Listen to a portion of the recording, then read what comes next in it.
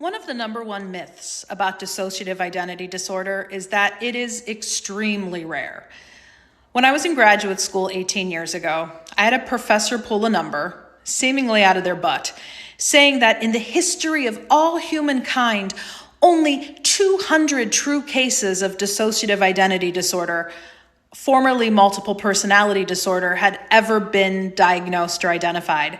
And what's sad is that many of the clinicians that I mentor are still being fed the same line of bullcrap.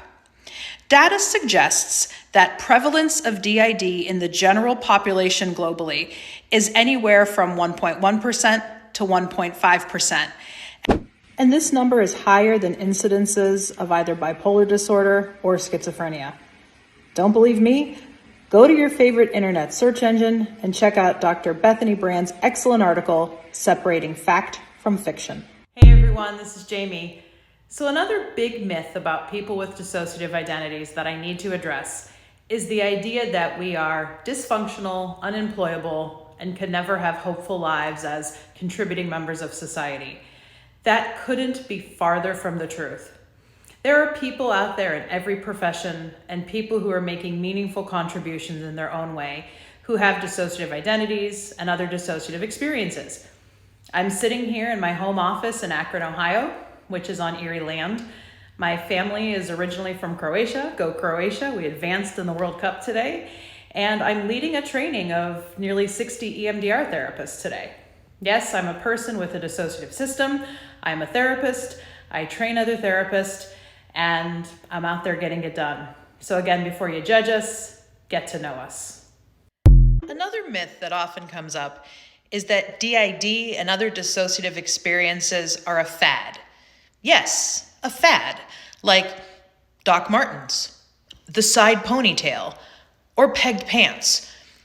Personally, I find pegged pants to be much scarier than DID or any mental health diagnosis.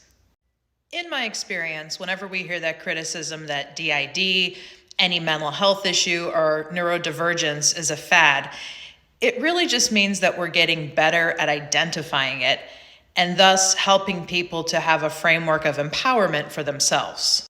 Now, that being said, I do want to address a potentially legitimate thread of this criticism about DID being a fad. Because, look at where we're at, TikTok.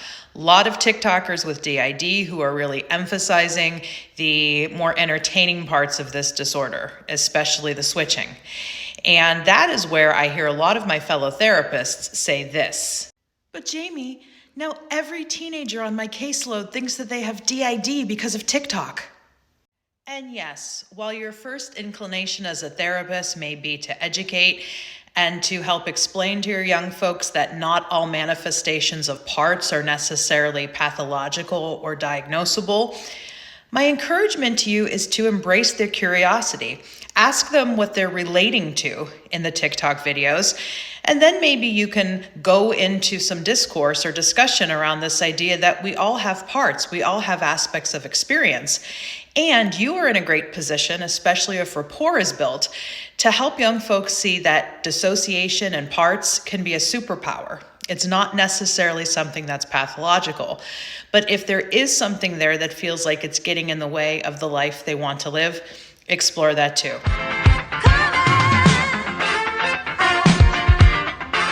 Yes! So I've had a lot of coming outs to navigate in my life. Since I've been a professional, which is 17, 18 years now, I've been out as a person who is in recovery from an addictive disorder.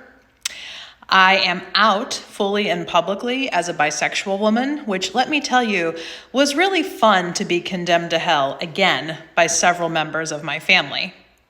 But without a doubt, the hardest coming out that I had to navigate was as a person with dissociative identities to the larger community of helping professionals and EMDR therapists.